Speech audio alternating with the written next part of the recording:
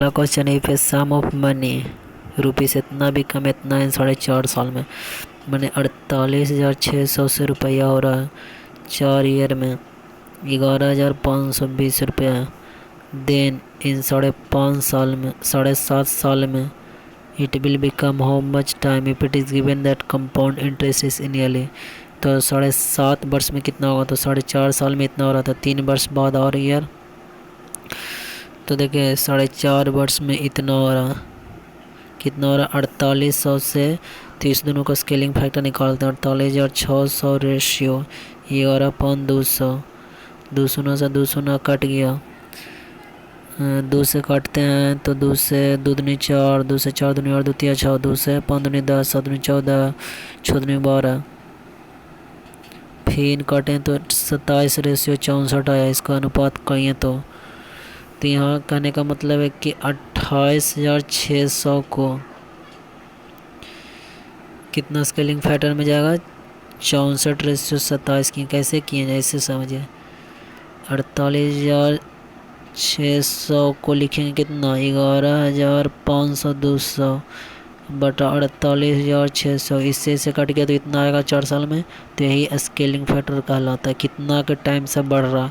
ये तो मूलधन पहले दिया हुआ तो वही निकाले यहाँ, तो हमारा आया कितना 64/27। तो 64/27 4.5 साल में स्केलिंग फैक्टर ऑफ 4.5 ईयर कितना निकालें, तो 64/27।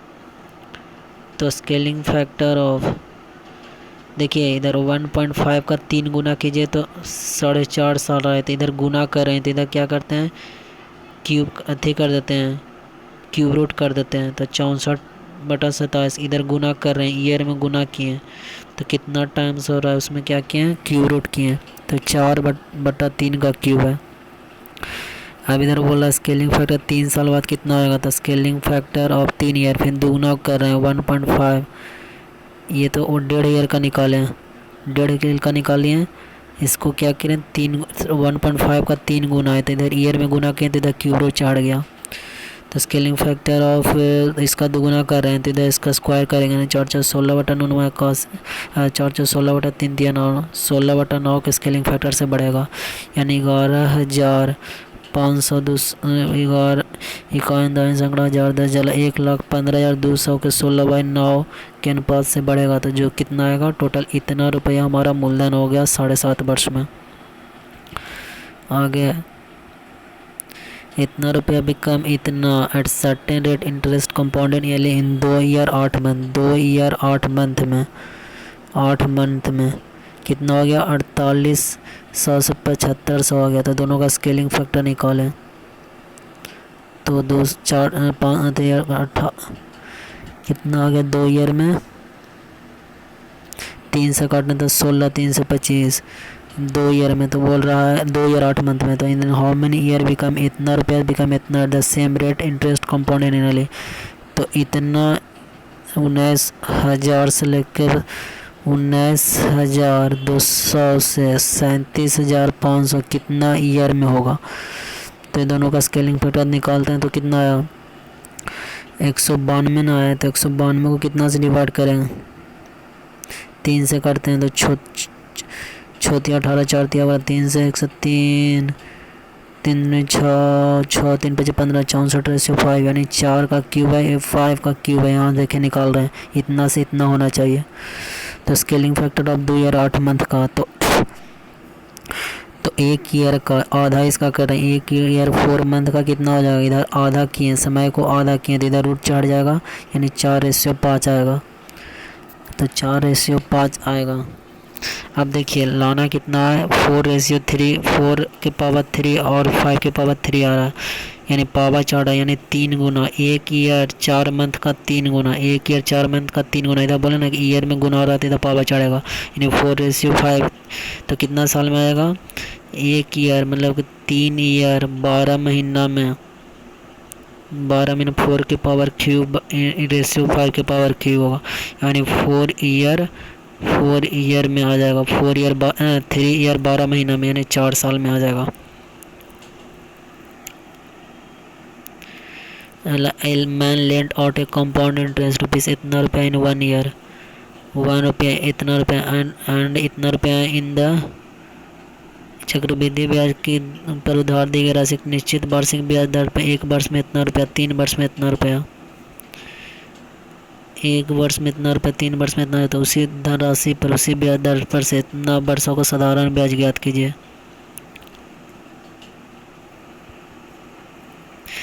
चक्रवृद्धि ब्याज पर उधार दी गई राशि निश्चित वार्षिक ब्याज दर पर एक बार में 1250 रुपया हो रहा और 3 वर्ष में इतना हो रहा। 1 वर्ष में 1250 और 3 वर्ष में 1458 रुपया। तो उसी धनराशि पर a man lent out a compound interest amount to ₹12,500 in 1 year and 14,500 in 3 years at certain rate % per annum. What is the simple interest on the same sum for 5/2/3 year at the same rate? तो एक साल में इतना, 3 साल में इतना था, 2 year में कितना हो गया 1250 से लेके 1458, 2 से काटे 6 दूनी 625, 2 से 7 दूनी 4, 2 दूनी 18 यानी 625 से 729 आ रहा है, यानी 25 का स्क्वायर इधर देखिए 2 ईयर में हो रहा है, 2 ईयर में 25 का स्क्वायर, इधर 27 का स्क्वायर। तो 1 ईयर का निकाल देंगे, आधा इधर डिवाइड किए तो पावर हट जाएगा, 2 ईयर का है तो आधा किए तो 25 से 27 हो गया। तो रेट कितना हो गया 2 बढ़ा कितना में 25 में इंटू 100, 8% का रेट हो गया। अब बोल रहा है कि उसी ब्याज दर पर इतना वर्षों का साधारण ब्याज, उसी ब्याज दर पर इतना वर्षों का साधारण ब्याज। तो 1 ईयर में कितना हुआ 25 से 27 हो गया, 25 से 1 ईयर में 27 हो गया, 25 से 27 हो गया। अब बोल रहा है कि 1 ईयर में 1250 रुपया हो गया, यानी 27 का वैल्यू दिया 1250 रुपया।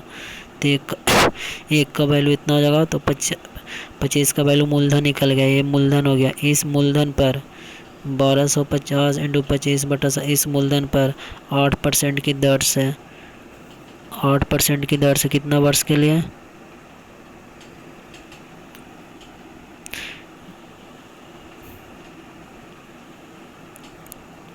मूलधन निकला 15 दो 17/5, 8% की दर से। तो 8% की दर से 8 इंटू 100 ऐसा ही बराबर P into R into T होता ना, P into R into T कितना हुआ 15 में 17/3 इतना परसेंट, 15 ऐसे बराबर कितना होता P into R into T. ऐसे P तो यहाँ से ये वाला निकलेगा, तो P बराबर P इंटू R कितना 8%। तो 8% को क्या लिखेंगे 4 दूनी 8, 4 से 25, 4 से 2/25, 2/25 इंटू R कितना R ये 17 होगा, 17/5 और यहाँ दिया है टाइम 15 तो 17/3 समय में, 17/3 समय में। तो टाइम निकाल लेंगे, उसके बाद निकल जाएगा 500 रुपया आ गया।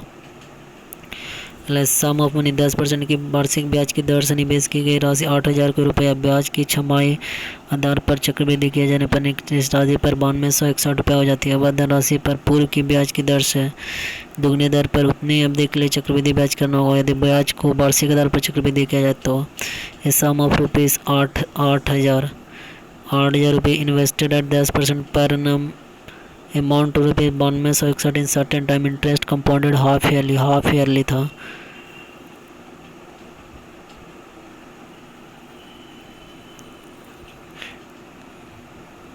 Half yearly what will be the compound interest on the same sum, उसी मूलधन पर same sum for the same time, उसी समय के लिए double the rate of interest, interest is compounded इमेली बेन इंटरेस्ट। तो उसी धन पर सेम मूलधन पर सेम टाइम के लिए double the interest, double rate से करना।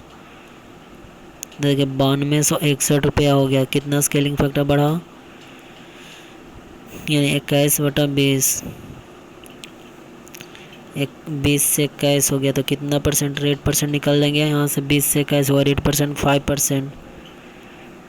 इंटरेस्ट बिंग हाफ ईयरली के 10% के वार्षिक ब्याज की दर पर निवेश की गई 8,000 रुपये से ब्याज को छमाही आधार पर चक्रवृद्धि किया जाता है, ब्याज को छमाही आधार पर चक्रवृद्धि किया जाता है, निश्चित इतना रुपया हो जाती है।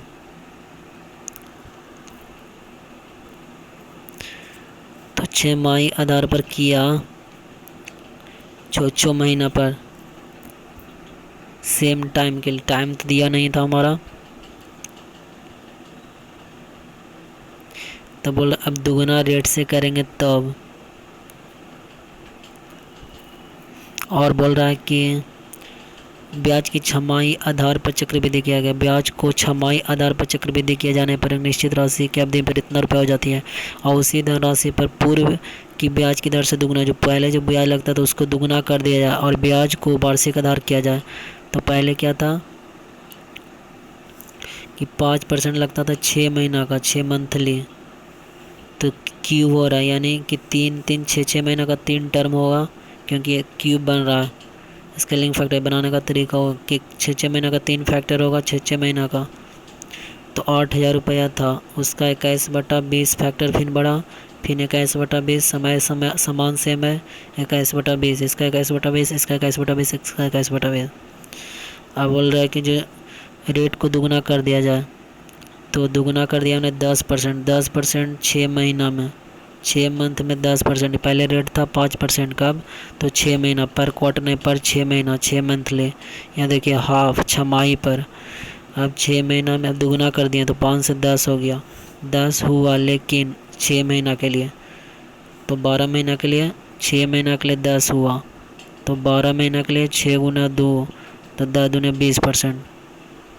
अब 12 महीना के लिए, 12 महीने के लिए सेम समय के लिए चक्रवृद्धि किया, तो पहला तो 20% लगेगा 6 महीना, फिर अगला 6 महीना के लिए लगेगा 20%, तो आधा लगेगा, तो 20 और 10 का इफेक्टिव रेट निकालें तो 32%, यानी उसी धनराशि पर चक्रवृद्धि ब्याज कितना होगा 32% के हिसाब से, तो 9200, 2500, 60 रुपया। आगे हैं, एक निश्चित राशि पर इतना % प्रति वर्ष की दर से 3 वर्ष में चक्रवृद्धि ब्याज इतना होता है, 16.2/3%, मतलब 1/6। एक निश्चित धनराशि पर इतना वर्ष में प्रति 3 वर्ष में चक्रवृद्धि ब्याज इतना होता है, 6 से 7 हो गया, मूलधन 6 होता था 7 हो गया, 6 का 3 वर्ष में बोल रहा, 3 वर्ष में, दीदा पावर चढ़ा देंगे तो 216, 343 चक्रवृद्धि ब्याज इतना हो जाता। बड़ा कितना, मूलधन कितना था, 216 से 343 हो गया, यानी 127 बढ़ा। चक्रवृद्धि ब्याज कितना हो गया, दोनों का अंतर किए तो एक दिखा रहा 50 के, तो मूलधन क्या होगा 50 गुना 216 इतना हो गया, तो ये मूलधन निकाल दिया। उसी दर ब्याज पर साधारण ब्याज कितना होगा, तो मूलधन इंटू उसी दर पर, दर इंटू समय 15 इंटू 2/80 रहते, यहाँ से ऐसे निकाल देंगे। The compound interest for the first year is इतना, compound interest for the first year is 9552 and for the third year is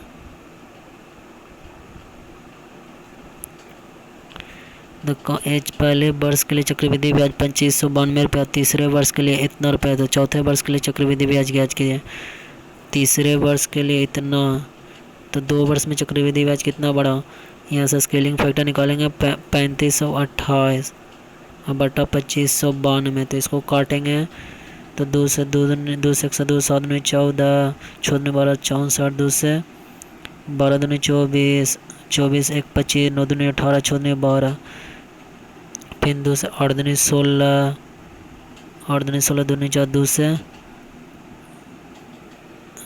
2 से काटें तो 4 दूनी 8, 6 दूनी 12, 17 दूनी 34, 1 35, 6 दूनी 12, 9 दूनी 18, 19, 12 दूनी 24, 1 25, 2 से 2 दूनी 4, 8 दूनी 16, 8 दूनी 16, 1 17, 2 से 5 दूनी 6 दूनी 12, 4 दूनी 8, 8 दूनी 16, फिर 2 से 4 दूनी 8, 4 2 से 1 से 2, 2 से 2 3 6, 2 4, 2 से 4, तब 21 या 18, 18 का स्कोर 324, 88, 64,